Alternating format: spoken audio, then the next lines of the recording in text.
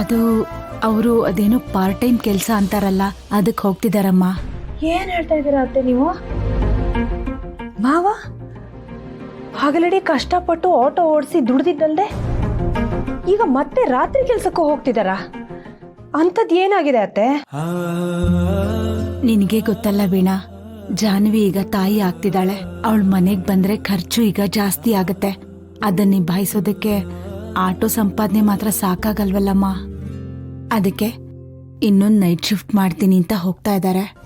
ಏನತ್ತೆ ಹೀಗೆ ಹೇಳ್ತಿದ್ದೀರಾ ನೀವು?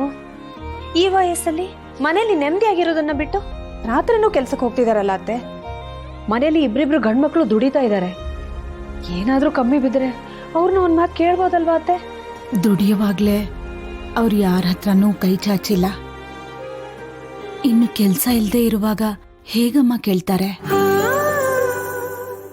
ಈಗ ಅವ್ರು ಕೊಡ್ತಿರೋದೇ ಸಾಕು, ಇನ್ನೂ ಹೆಚ್ಚು ಕೇಳೋದ್ ಬೇಡ ಅಂತಾನೆ ನಿಮ್ ಮಾವನೇ ಕೆಲ್ಸಕ್ಕೆ ಹೋಗ್ತಿದ್ದಾರೆ. ಅದು ಸರಿನೇ ಅಲ್ವಾ ವೀಣಾ?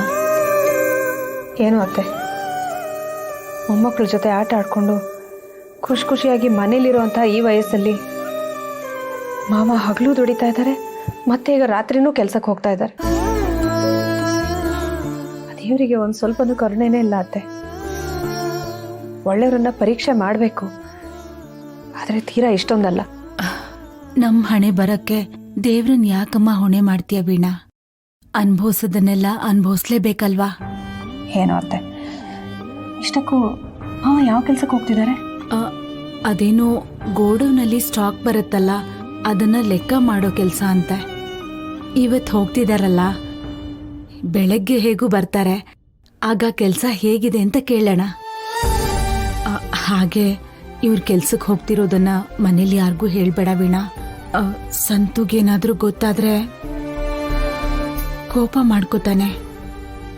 ಹೌದು, ಮಾವ ಏನಾದರೂ ರಾತ್ರಿ ಹೊತ್ತು ಕೆಲ್ಸಕ್ಕೆ ಹೋಗ್ತಿದ್ದಾರೆ ಅಂತ ಗೊತ್ತಾದ್ರೆ ಸಂಪಾದನೆ ಹೇಗೂ ಜಾಸ್ತಿ ಬರ್ತಿದೆ ಅನ್ಕೊಂಡು ಇವರು ಮನೆ ಖರ್ಚಿಗೆ ಕೊಡೋ ದುಡ್ಡಲ್ಲಿ ಕಡಿಮೆ ಮಾಡಿಬಿಡ್ತಾರೆ. ಇವ್ರಿಗೆ ಹೇಳ್ದೇ ಇರೋದೇ ಒಳ್ಳೇದು. ವೀಣಾ, ಏನ್ ಯೋಚನೆ ಮಾಡ್ತಾ ಇದೀಯಾ? ಏನಿಲ್ಲ ಅತ್ತೆ, ನಾನು ಯಾರಿಗೂ ಹೇಳಲ್ಲ ಅತ್ತೆ. ನೀವು ಹೋಗಿ ಮಲ್ಕೊಳ್ಳಿ. ಆಯ್ತಮ್ಮ.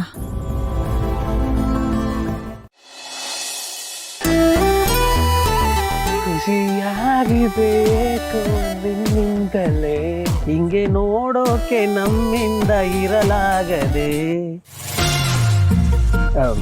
ಸುಮ್ಕೆ ಅಂದ್ವಿ. ಅಲ್ಲ ಗೌಡ್ರೆ, ಈ ಪಾಟಿ ಖುಷಿಯಾಗಿದ್ದೀರಲ್ಲ, ಏನ್ ಸಮಾಚಾರ ಅಂತೀನಿ. ಲೇ, ನಾನು ಅಪ್ಪ ಆಗ್ಬಿಟ್ಟೆಕಲ್ಲ. ಅಪ್ಪನ ಅಪ್ಪನ ಎಷ್ಟು ಖುಷಿ ಆಯ್ತದೆ ಗೊತ್ತೇನ್ರಲ್ಲ.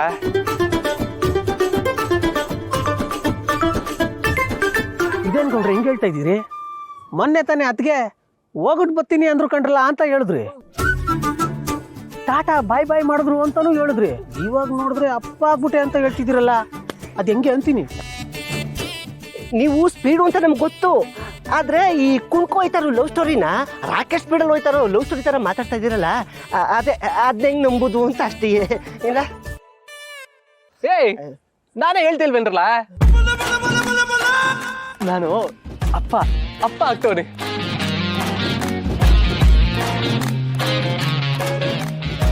ಗೌಡ್ರೆ, ಅದು ಏನು ಅಂತ ನಮಗೂ ಅರ್ಥ ಆಗಂಗೆ ಹೇಳ್ಬಾರ್ದೆ? ಅಯ್ಯೋ ಲೇ, ನಮ್ ಖುಷಿ ಇಲ್ವೇನ್ಲ? ಅದೇ ಅದಕ್ಕೆ ಮಗು ಸಾಕೊಂಡವ್ರಲ್ಲ, ಆ ಮಗು ತಾನೇ. ಅದೇ ಮಗು, ಅದೇ ಮಗು. ಹೇಳಿ, ಆ ಮಗು ಅಂತ ಕಲ ನಾವೇ ಕನ್ಫ್ಯೂಸ್ ಆಗ್ಬಿಟ್ಟಿದ್ವು. ಏಯ್, ಈಗ ಆ ಮಗಿ ಸ್ಕೂಲ್ನಾಗೆ ಈ ಮೇಸ್ಟ್ರುಗಳು, ಈ ಅಪ್ಪ ಅವ್ವ ಎಲ್ಲರೂ ಸೇರ್ಕೊಂಡು ಒಂದು ಮೀಟಿಂಗ್ ಮಾಡಾರಂತೆ. ಅದಕ್ಕೆ ನಿಮ್ಮ ಅದಕ್ಕೇನು ನನ್ನವೇ ಕರೆದವ್ರೆ. ನಾಳಿಕೆ ನಾವಿಬ್ರು ಜೊತೆಗೆ ಹೋಗ್ತಾ ಇದ್ದೀವಿ. ಅಲ್ಲಿ ನಿಮ್ಮದಕ್ಕೆ ಅವ್ವ, ನಾನು ಅಪ್ಪ ಕಂಡ್ರಲ್ಲ. ಅದೇ ಗೌಡ್ರೆ, ನೀವು ಸೂಪರ್ ಕಣ. ನಾವೇನೋ ಅನ್ಕೊಂಡ್ಬಿಟ್ಟಿದ್ವಿ.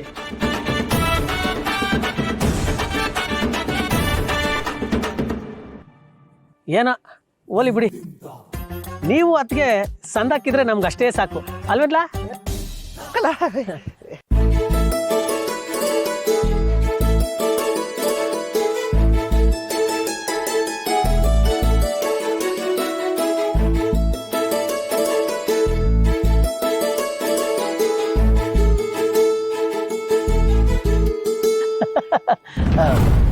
ಗೌಡ್ರೆ ಹೊಸ ಕೆಲಸ ಅದೇ, ನಾವು ಬರ್ತೀವಿ. ಸರಿ ಸರಿ, ಓಡಿ ಓಡಿ.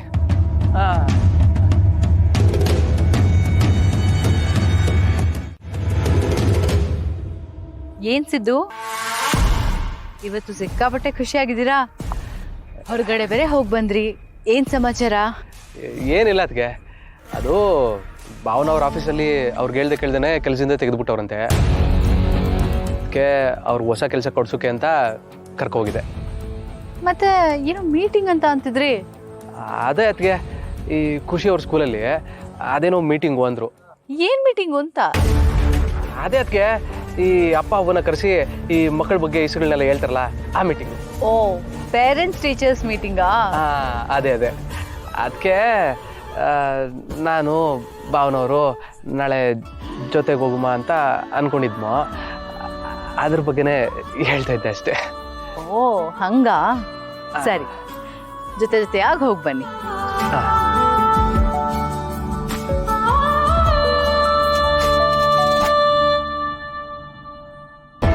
ಇದೇನಿದು, ಇವರಿಬ್ರು ಆ ಮಗುಗೆ ಪೇರೆಂಟ್ಸ್ ಜಾಗದಲ್ಲಿದ್ದು ಮೀಟಿಂಗ್ ಬೇರೆ ಅಟೆಂಡ್ ಮಾಡಕ್ ಹೋಗ್ತಿದ್ದಾರೆ. ಇಷ್ಟೊಂದು ಖುಷಿಯಾಗಿದ್ದಾರಾ?